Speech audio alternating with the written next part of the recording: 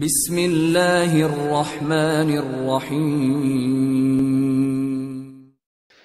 مذہبی تعصب کی بنیاد پر کی جانے والی تقریروں نے راجپوت سپاہیوں کے دلوں میں نفرت کے نئے طوفان اٹھا دیے تھے اور وہ اپنے انجام سے بے خبر ہو کر جنگ کر رہے تھے۔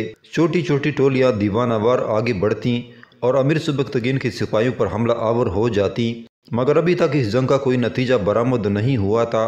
کبھی غزنی کے لشکر کو یہ محسوس ہوتا کہ وہ راجہ جے پال کی فوج پر غالب آ گیا ہے، اور کبھی برہمن حکمران کو یہ احساس ہوتا کہ وہ فتح کے قریب تر پہنچ گیا ہے۔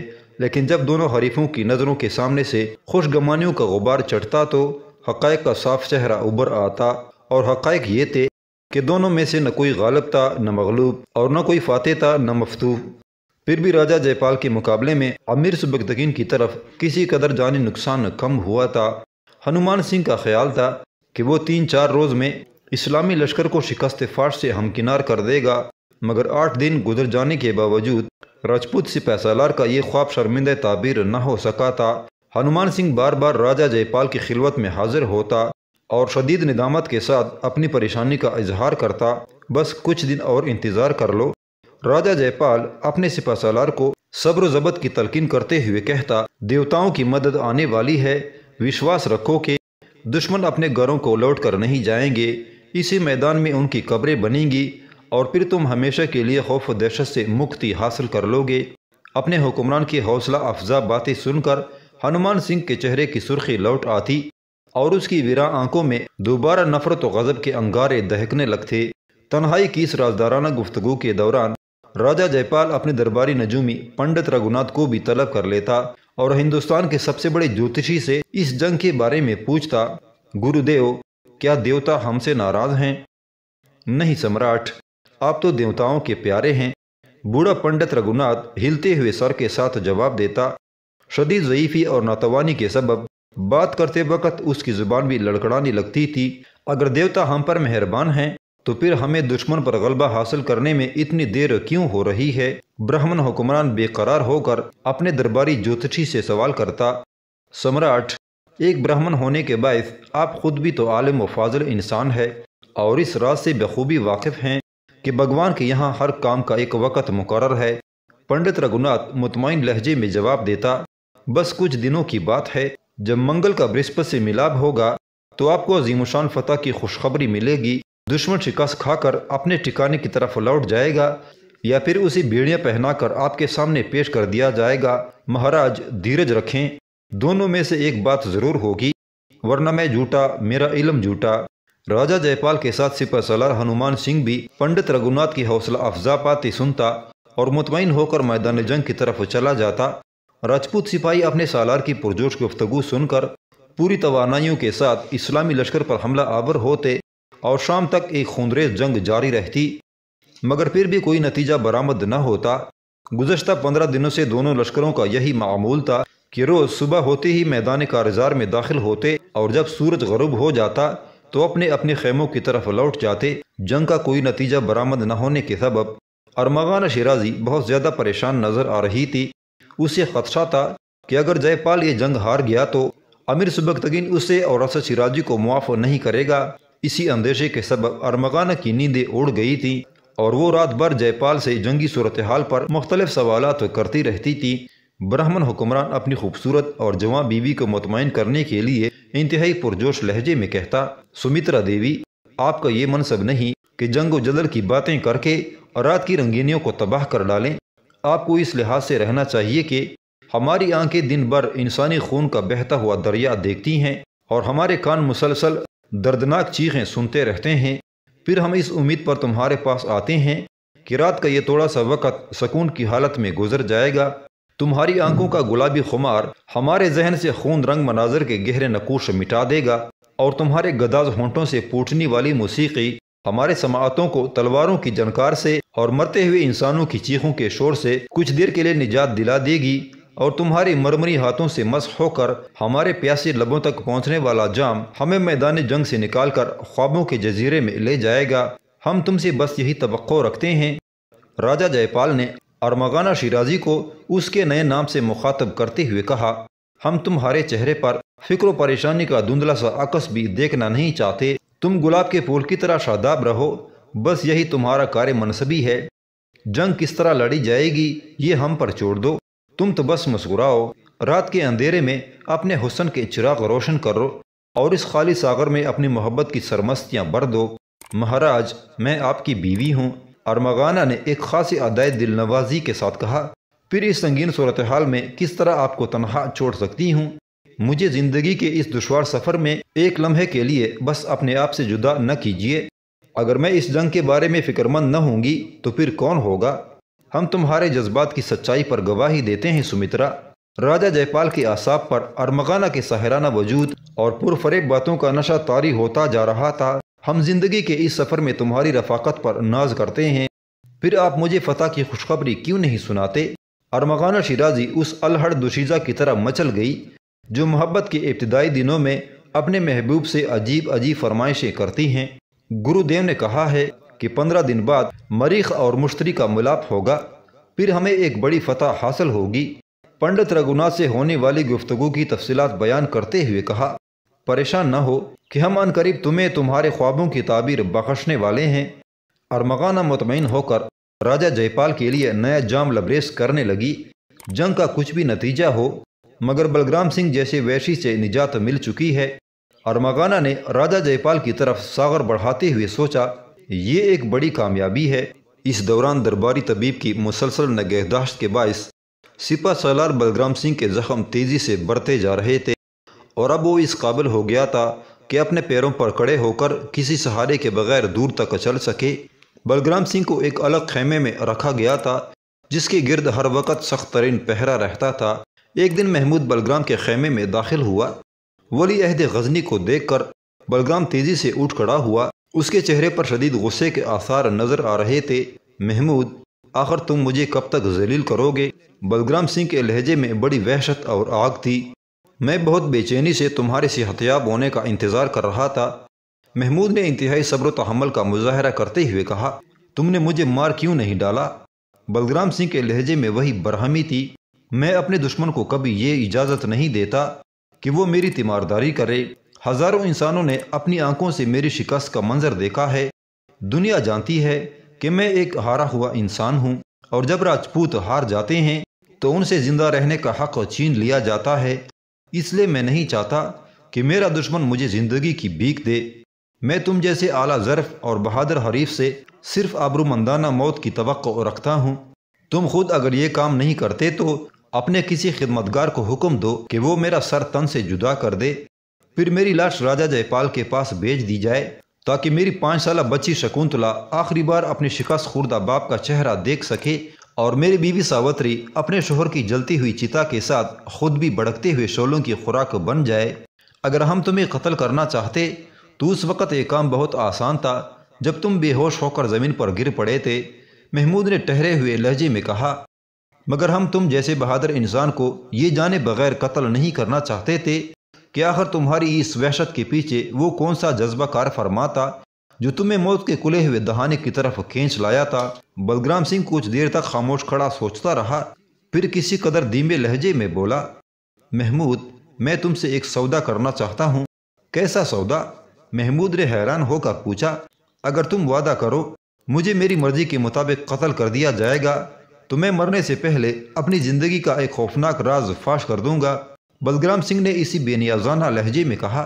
بلگرام سنگھ کی عجیب و غریب شرط سن کر محمود کے ماتھے پر کئی بل پڑ گئے، پھر اس نے انتہائی سنجیدہ لہجے میں کہا، اگر تم سچ بولے اور مجھے تمہاری بات پر اعتبار آ گیا تو میں تمہاری خواہش ضرور پوری کر دوں گا۔ محمود، ایک عورت نے میرے چہرے پر ذلت و شکست کی وہ سیاہی ملی ہے کہ جسے گنگا اور جمنا کا پانی بھی نہیں دھو سکتا۔ یہ کہہ کر بلگرام سنگھ نے ارمغانہ اور اسد شیرازی کی آمد کا پورا واقعہ تفصیل سے سنا دیا۔ بس یہی ایک عورت ہے جس نے مجھے میری زندگی کے سب سے بڑے فتنے میں مبتلا کر دیا ہے۔ میں سوچ بھی نہیں سکتا تھا کہ مجھ جیسا آہنی انسان دیکھتے ہی دیکھتے مٹی کا ایک کھلونا بن جائے گا۔ اندرونی کرب کی شدت سے بلگرام سنگھ کی تانبے جیسی رنگت نیل گوں ہو گئی تھی۔ وہ بڑے شکستہ لہجے میں بول رہا تھا، ایک راجپوت دل کے ہاتھوں اتنا مجبور بھی ہو سکتا ہے، یقین نہیں آتا۔ میں ارمغانہ کی آمد سے پہلے ایک جانباز سپاہی تھا، لوگ میری شجاعت اور حب الوطنی کی مثالیں دیا کرتے تھے، مگر اب ایک عورت کی وجہ سے میری زندگی دنیا کی بدترین لعنت بن کر رہ گئی ہے۔ میں ارمغانہ کو حاصل کرنا چاہتا تھا، مگر اس نے یہ شرط عائد کر دی تھی کہ میں تم دونوں باپ بیٹے کے سر کاٹ کر اس کے قدموں میں ڈال دوں۔ پھر کئی دن کی مسلسل ناکامیوں کے بعد ایک رات وہ میرے خیمے میں آئی اور اس نے مجھ پر طعنہ زنی کی۔ میں اول و آخر ایک مرد تھا، عورت کی زبان سے ادا ہونے والے طعنے کو برداشت نہ کر سکا، اور دوسرے روز اپنے انجام سے بے پرواہ ہو کر میں نے تم پر حملہ کر دیا۔ مجھے اپنا انجام معلوم تھا، مگر میں چاہتا تھا کہ مرنے سے پہلے تمہیں ہلاک کر ڈالوں۔ اس طرح میری موت کے بعد کوئی شخص مجھ پر الزام تراشی نہیں کر سکتا تھا کہ بلگرام سنگھ ایک عورت سے شکست کھا گیا۔ بس یہی سوچ کر اپنے 200 جاننثار ساتھیوں کے ہمراہ موت کے منہ میں چلا آیا تھا۔ اب سر سے وحشت و انتقام کا سیلاب اتر چکا ہے تو سوچتا ہوں کہ میری ضد کی خاطر کیسے کیسے راجپوت سورما مارے گئے۔ اگر وہ لوگ میرے وحشیانہ حکم سے آزاد ہو کر کسی دوسرے محاذ پر لڑتے تو یقیناً شجاعت و مردانگی کی تاریخ میں ایک نئے باب کا اضافہ کر جاتے۔ ہائے کیا لوگ تھے جو مجھ پاگل کے ایک اشارے پر قربان ہو گئے۔ یہ کہتے کہتے بلگرام سنگھ کی آنکھوں میں ہلکی سی نمی جھلکنے لگی۔ محمود کو راجپوت سپہ سالار کی اس جذباتی کیفیت پر بڑی حیرت ہوئی۔ اس نے پہلی بار کسی مضبوط چٹان میں شگاف پڑتے ہوئے دیکھا تھا۔ محمود، میں تمہیں زندگی کا سب سے خوفناک راز بتا چکا، اس لیے اب تم بھی اپنا عہد پورا کرو۔ چند لمحوں کے مختصر سے سکوت کے بعد بلگرام سنگھ دوبارہ ولی عہد غزنی سے مخاطب ہوا۔ اس کے لہجے میں راجپوت قوم کا وہی روایتی جوش تھا۔ کیسا وعدہ؟ محمود نے جان بوجھ کر انجان بنتے ہوئے کہا۔ یہی کہ تم مجھے قتل کر دو گے۔ یکایک بلگرام سنگھ کا لہجہ انتہائی تلخ ہو گیا تھا اور چہرے پر شدید غصے کے آثار نظر آنے لگے تھے۔ محمود، کیا تم اپنے وعدے سے انحراف کر رہے ہو؟ میں تو سمجھتا تھا کہ تم بہت سچے اور بہادر انسان ہو۔ یہ بات میرے وہم و گمان میں بھی نہ تھی کہ تم اس طرح عہد شکنی کرو گے۔ مجھے اپنا وعدہ یاد ہے، محمود نے مسکراتے ہوئے کہا، مگر میں تمہارے قتل سے پہلے ایک اور راز بھی جاننا چاہتا ہوں۔ کیسا راز؟ بلگرام سنگھ نے اسی عالم طیش میں کہا۔ آخر تم کس لیے اپنے آپ کو ہلاکت میں ڈالنا چاہتے ہو؟ محمود نے بلگرام سنگھ سے پوچھا۔ تمہارے سینے میں زندگی سے بیزاری اور موت کی شدید ترین خواہش کیوں ہے؟ میں اپنے حصے کی زندگی بسر کر چکا اور اب موت ہی میری زندگی ہے۔ بلگرام سنگھ نے اسی غضبناک لہجے میں کہا، بیک میں دی ہوئی زندگی لے کر میں اپنی قوم کے سامنے جانا نہیں چاہتا اور غلامی کی زنجیریں پہن کر سانس لینا میرا مزاج نہیں۔ پھر تم ہی بتاؤ کہ موت کے سوا کون سا راستہ باقی ہے؟ اگر تم میری زندگی کا خاتمہ نہیں کر سکتے تو پھر اپنی تلوار مجھے دے دو، میں خود اپنی شہرہ کاٹ کر سانسوں کے اس کھیل کو ختم کر دوں گا۔ مگر ہم تم جیسے بہادر کو کھونا نہیں چاہتے بلگرام سنگھ۔ محمود نے انتہائی جذباتی انداز میں آگے بڑھ کر راجپوت سپہ سالار کے کاندھوں پر اپنے ہاتھ رکھ دیے۔ تم اپنے معاشرے کی جاہلانہ رسموں کے اسیر ہو، اس لیے شکست کھا کر خودکشی کر لینا چاہتے ہو۔ محمود بہت دیر تک بلگرام سنگھ کو اسلامی عقائد اور بت پرستی کے نظام کا فرق سمجھاتا رہا، پھر بہت نرم اور شیرین لہجے میں بولا، تمہارے بقول تم اپنے حصے کی زندگی بسر کر چکے ہو، اب میری خواہش ہے کہ تم کچھ دن ہم مسلمانوں کے ساتھ بھی گزار کر دیکھ لو۔ اگر ہماری رسمیں تمہارے دل میں زندہ رہنے کی تڑپ پیدا کر دیں تو پھر باقی زندگی ہمارے ساتھ ہی بسر کرو۔ بلگرام سنگھ کچھ دیر تک حیرت و سکوت کے عالم میں کھڑا رہا، پھر آہستہ سے بولا، اگر مجھے تمہاری رسمیں پسند نہیں آئی۔ یہ کہتے ہوئے ایک بار پھر راجپوت سپہ سالار کے ماتھے پر بل پڑ گئے تھے، تو پھر تم یہاں سے چلے جانا۔ محمود نے اونچی آواز میں کہا، مگر یاد رکھنا کہ میرا کوئی سپاہی تمہیں قتل نہیں کرے گا۔ اگر تمہیں شوق ہلاکت ہے تو خود اپنے ہاتھ سے اپنی گردن کاٹ لینا، لیکن یہ خودکشی میرے علاقے میں نہیں ہوگی اور میں تمہیں کوئی خنجر بھی فراہم نہیں کروں گا۔ یہ کہہ کر محمود جانے کے لیے مڑا اور پھر جاتے جاتے اچانک پلٹ کر بولا، اب تم ہمارے مہمان ہو، ایک معزز مہمان۔ تمہیں یہاں کوئی شخص غلامی یا شکست کا طعنہ نہیں دے گا۔ اگر تمہاری خاطر و مدارت میں کسی سے کوئی کوتاہی ہوئی تو تم اپنی آنکھوں سے دیکھو گے کہ میں اس شخص کے ساتھ کیسا سلوک کروں گا۔ محمود بلگرام سنگھ کے خیمے سے جا چکا تھا اور راجپوت سپہ سالار بہت دیر تک کسی پتھر کے مجسمے کے مانند ساکت کھڑا رہا، پھر آہستہ آہستہ اس کے ہونٹوں کو جنبش ہوئی۔ یہ کیسے عجیب لوگ ہیں جو اپنے دشمنوں کے ساتھ بھی اس قسم کا سلوک کرتے ہیں۔ پھر اسی رات محمود نے نظام شاہ کو خواب میں دیکھا۔ شیخ اپنے مخصوص تبسم کے ساتھ فرما رہے تھے، محمود، کل ہمارا ایک دوست تمہارے پاس آئے گا، تم اس کی بات بہت غور سے سننا۔ گھبرا کر محمود کی آنکھ کھل گئی، اس نے چاروں طرف دیکھا، ابھی رات کا ایک پہر باقی تھا۔ محمود اپنے خیمے سے نکل کر امیر سبکتگین کے خیمے میں داخل ہوا۔ اس وقت والی غزنی اپنے رب کے حضور گریہ وزاری کر رہا تھا۔ اے بے پناہ اور لازوال قوتوں کے مالک، اپنے اس حقیر اور ناتواں بندے سبکتگین کو دشمنوں پر غلبہ عطا کر۔ محمود خیمے کے ایک گوشے میں کھڑا امیر کی دعاؤں کے ختم ہونے کا انتظار کر رہا تھا۔ پھر جب سبکتگین اپنی دعاؤں سے فارغ ہوا تو محمود نے آگے بڑھ کر باپ کی خدمت میں سلام پیش کیا۔ فرزند، تم اس وقت یہاں، خیر تو ہے؟ سبکتگین نے چونک کر بیٹے سے پوچھا۔ جواب میں محمود نے اپنا خواب بیان کر دیا۔ ابھی کچھ دیر پہلے میں نے شیخ کو دیکھا ہے۔ تم نے شیخ کو کس عالم میں دیکھا ہے فرزند؟ سبکتگین نے گھبرا کر پوچھا۔ شیخ بہت خوش نظر آ رہے تھے۔ یہ کہتے کہتے محمود کے چہرے پر ایک عجیب سی چمک ابھر آئی تھی۔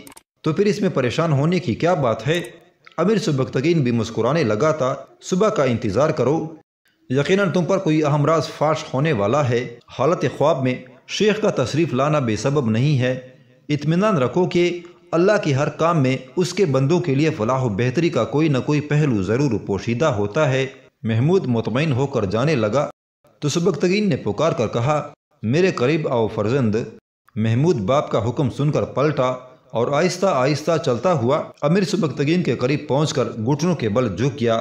شفیق و مہربان باپ نے بے قرار ہو کر بیٹے کے سر پر ہاتھ رکھ دیا۔ محمود، میں تم سے بہت خوش ہوں۔ شدت جذبات کے سبب سبکتگین کی آواز میں ہلکا سا ارتعاش پیدا ہو گیا تھا۔ تم نے بلگرام سنگھ جیسے تجربہ کار اور جنگجو انسان کو دونوں محاذوں پر شکست فاش دی ہے۔ میں آئندہ بھی تم سے ایسی ہی فتوحات کی توقع رکھتا ہوں، مگر کبھی کبھی تمہاری جذباتیت سے بہت ڈر جاتا ہوں۔ اللہ تمہیں اپنی امان میں رکھے اور دشمنوں کی نظر بد سے بچائے کہ تم ہی میرا سرمایہ ہو اور تم ہی میری زندگی کا سب سے خوبصورت خواب ہو۔ محمود نے عقیدت و احترام کا مظاہرہ کرتے ہوئے باپ کے ہاتھوں کو بوسہ دیا اور پھر الٹے قدموں خیمے سے نکل کر چلا گیا۔